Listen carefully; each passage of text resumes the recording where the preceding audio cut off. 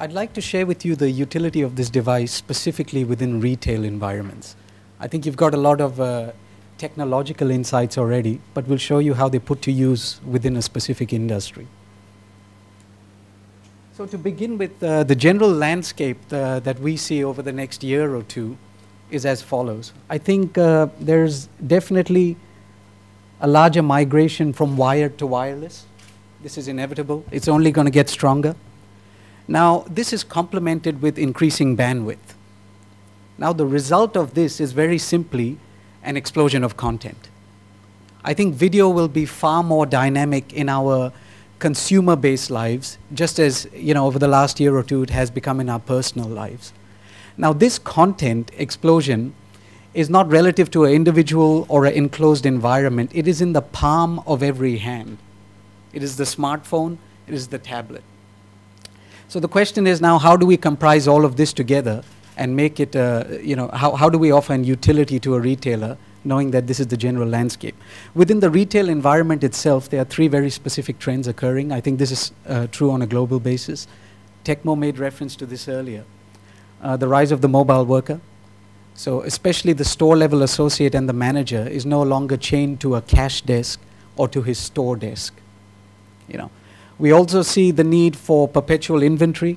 I think historically retailers took inventory maybe twice a year to plan their year-end and mid-year clearances. I think the advancements in tracking will give them a lot more utility, and it'll maximize their inventory turn, which is really the gospel measurement of retail. And of course, reference was made earlier as well to the smarter consumer, and it was very well put that at this stage the consumer is far more educated than the store associate. So understanding these to be specific to retail globally, what we need to do quite simply is to empower the mobile workers. We can give them more face time with their customers. Now, another thing I think that mobility will do very successfully is after a long time, the retailer is back in the driver's seat in being able to influence purchasing decisions. I think due to the smartphone explosion, the tablet explosion, the customer came in simply to pick up the stock and, in most cases request a discount. So the retailer was just fulfilling a predetermined order, but now he's much more better placed to influence that order. Of course, this comes with the real asset visibility that we were referring to earlier. Now, these three trends manifest themselves in a retail environment, in a retail store within four environments.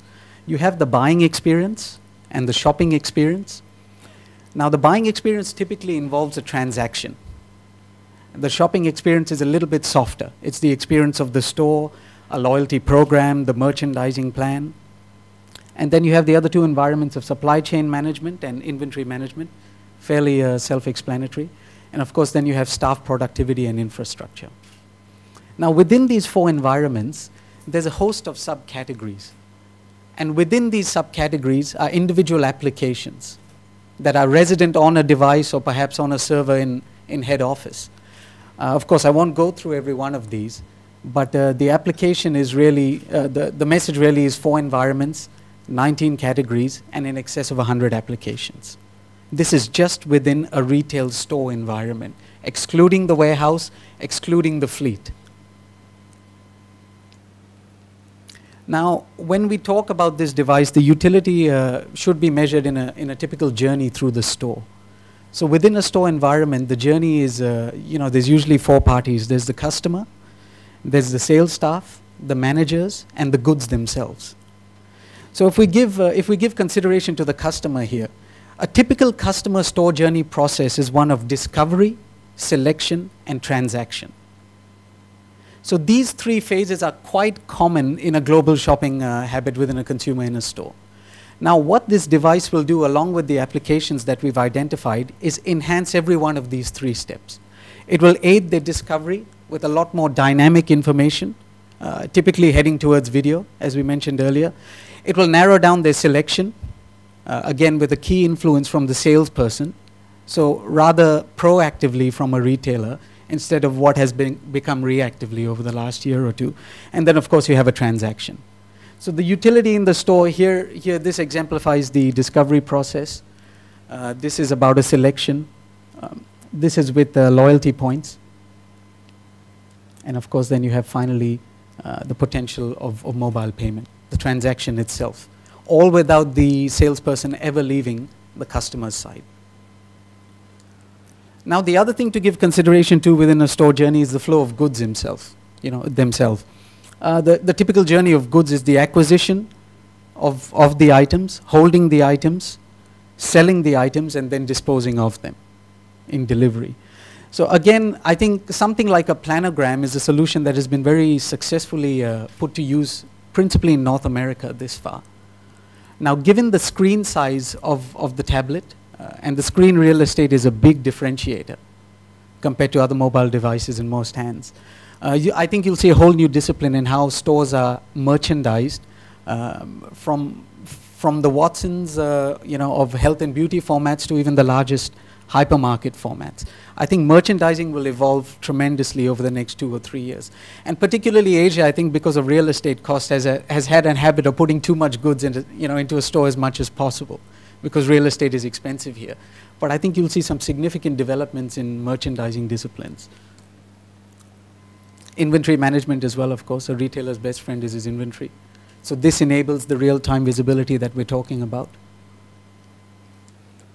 Now, all of these points of capture, as you can see, with mobile devices within retail environments, we're constantly gathering more information.